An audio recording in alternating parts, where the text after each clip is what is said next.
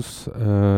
Pour cette semaine, un petit exercice autour de la connaissance du manche et du coup des repères de notes de la gamme de Do majeur sur chacune des cordes de manière horizontale. Même si je ne le fais pas tout le long de la vidéo, n'hésitez pas à le travailler tranquillement au métronome, comme il est écrit, à la noire dans un premier temps, à un tempo qui vous est confortable. Voilà, et ben en tout cas je vous laisse avec ça.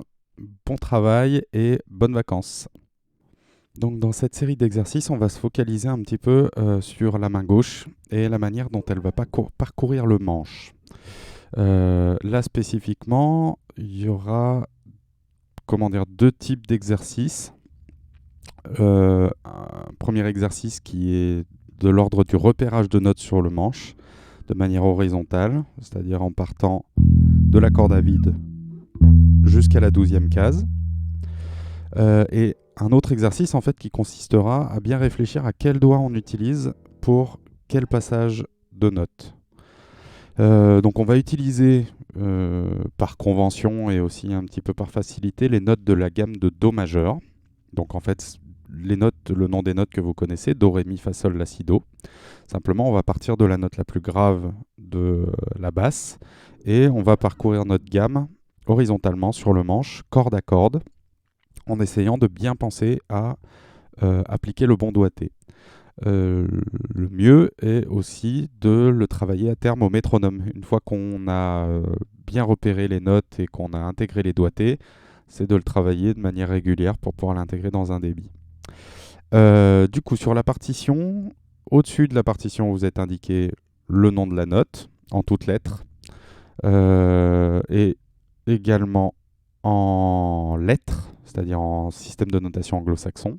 Vous avez la partition en notes, la tablature, et en dessous, je vous ai mis le doigté avec une légende dessus pour que vous puissiez avoir les bons repères. Et bien alors, c'est parti. Donc on commence sur la corde de Mi. Donc normalement, comme vous le savez tous, maintenant,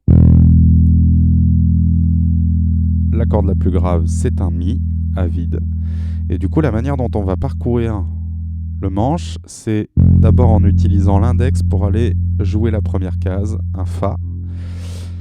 Et ensuite, soit si vous avez la main suffisamment souple, vous pouvez aller chercher le Sol en troisième case avec l'annulaire ou avec l'auriculaire. Donc du coup, ça nous fait Mi, Fa, Sol. Ensuite, on va démancher pour aller chercher le La en cinquième case. Ok, donc là, ici on va utiliser l'annulaire pour jouer le Si, l'auriculaire pour le Do en huitième case, donc je récapitule depuis le début, Mi, Fa, Sol, La, Si, Do, et ensuite on va démancher une dernière fois pour aller chercher le Ré en dixième case et le Mi en douzième. Du coup l'idée, ça va être de le faire avec le plus de fluidité possible. Et avec un métronome, 1, 2, 3, 4.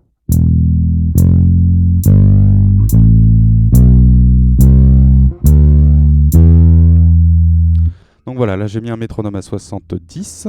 J'ai joué des noirs dessus pour que... déjà, si vous trouvez que ça va un peu plus vite, un peu trop vite, n'hésitez pas à le baisser à 60. Pardon, je bégaye un peu ce matin. Donc voilà, ça c'est pour la corde de Mi. L'idée, ça va être de retrouver ensuite les notes. On verra qu'on va retrouver certaines notes de corde à corde, mais qu'elles ne seront pas tout à fait dans les mêmes positions. Du coup, en passant à la corde de La, donc deuxième corde de La vide, on va aller poser l'index sur le Si, La, Si, le majeur sur le Do, et ensuite on va démancher pour avoir la position suivante, c'est-à-dire Ré en cinquième case, Mi en septième et Fa en huitième, en utilisant cette fois-ci index, annulaire et auriculaire, comme c'est noté sur la partition. Et enfin, index en dixième case pour le Sol et en douzième case pour le La à l'octave. Donc ça nous fait La, Si, Do, Ré, Mi, Fa, Sol, La. Le but évidemment étant potentiellement d'enchaîner les deux cordes. Donc Mi, Fa, Sol, La, Si, ré, mi, la, si, do, ré, mi, fa, sol, la, par exemple. Et vous remarquez en fait que du coup le la qui est à vide, c'est le même la que celui qui est en cinquième corde.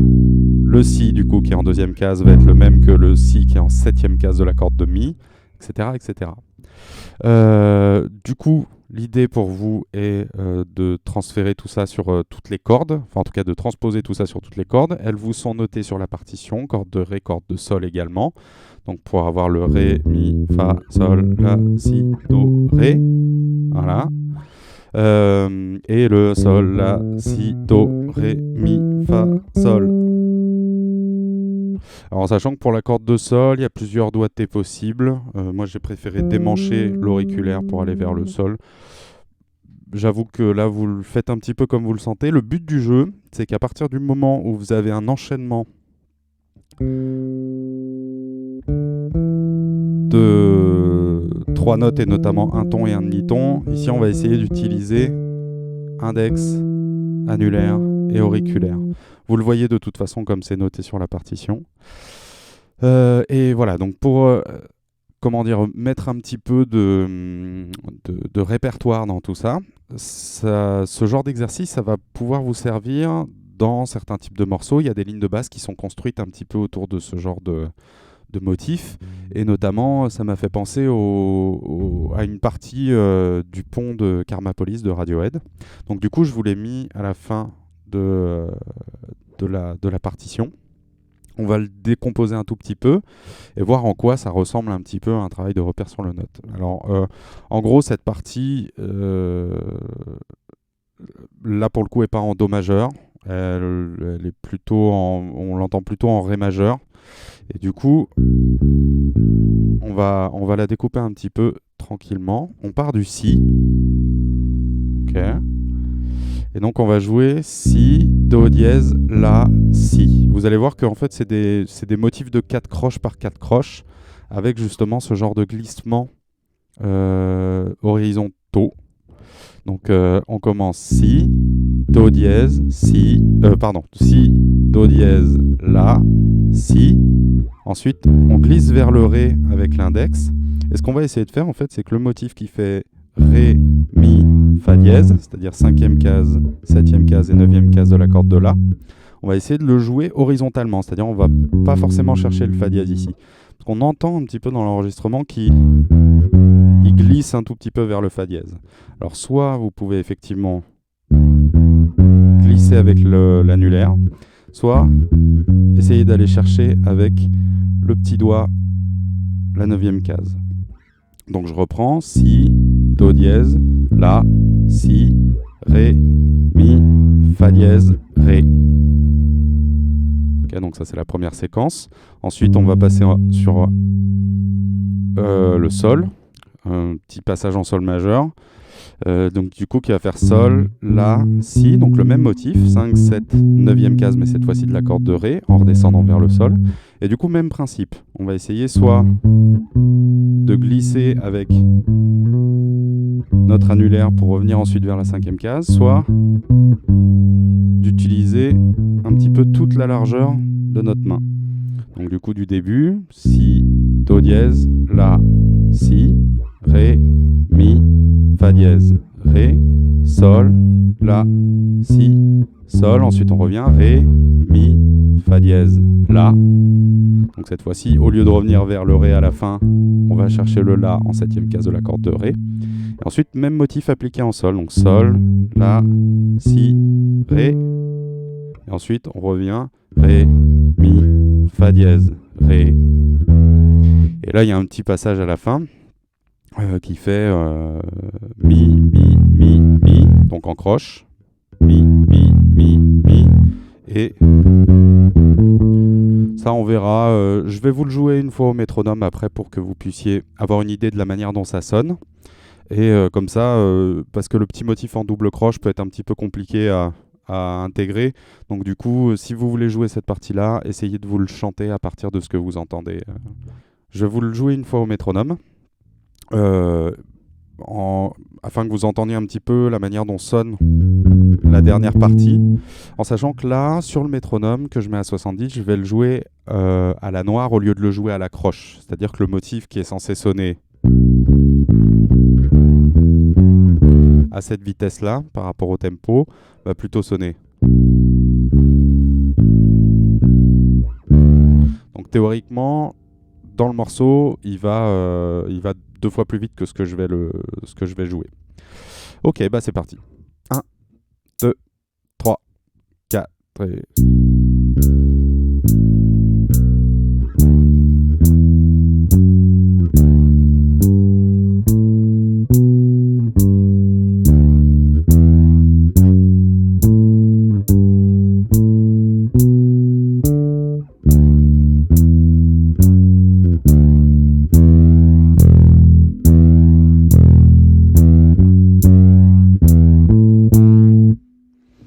Voilà, donc ça c'est toute la partie, jouée à la noire au lieu d'être jouée à la croche. Donc là je la joue une note par temps, normalement il y a 2 notes par temps, et du coup le motif de la fin va un tout petit peu plus vite. Voilà, et bien du coup je vous laisse avec tout ça, essayez de le travailler tranquillement, si vous arrivez à l'accélérer, du coup à repérer les notes le plus rapidement possible, voire même à du coup en déduire la position des dièses et des bémols, c'est-à-dire en sachant que là vous avez un mi, un fa ici, un demi-ton au-dessus, bah, du coup on va avoir un fa dièse, c'est-à-dire qu'on a le fa, on rajoute un dièse, c'est un fa dièse. Ou alors vous pouvez vous dire, c'est un sol, on le remonte d'une case, donc ça veut dire qu'on le descend d'un demi-ton, c'est un sol bémol.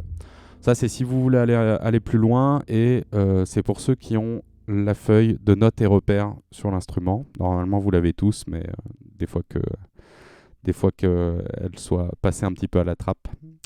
Bref, je vous laisse travailler avec tout ça. Bon courage et à bientôt. Donc pour conclure un petit peu cette vidéo, n'hésitez pas, comme je le fais un petit peu dans la vidéo, à identifier éventuellement des morceaux où vous pouvez trouver des motifs de cet ordre-là. Alors effectivement, ça peut être un petit peu difficile de l'identifier à l'oreille, mais s'il y a des morceaux que vous aimez bien, essayez de chercher des tablatures sur Internet, essayez de les retrouver à l'oreille. C'est pour ça, chantez-vous des mélodies d'une manière générale, ça peut vous aider à trouver des repères sur la basse, à réintégrer en fait ce qu'on voit de manière un petit peu théorique dans ces exercices. Voilà, sur ce, je vais vous souhaiter de bonnes vacances, en tout cas qu'elles ne soient pas trop désagréables par ces temps enfermés. Du coup, on se retrouve a priori dans 2 semaines. À bientôt.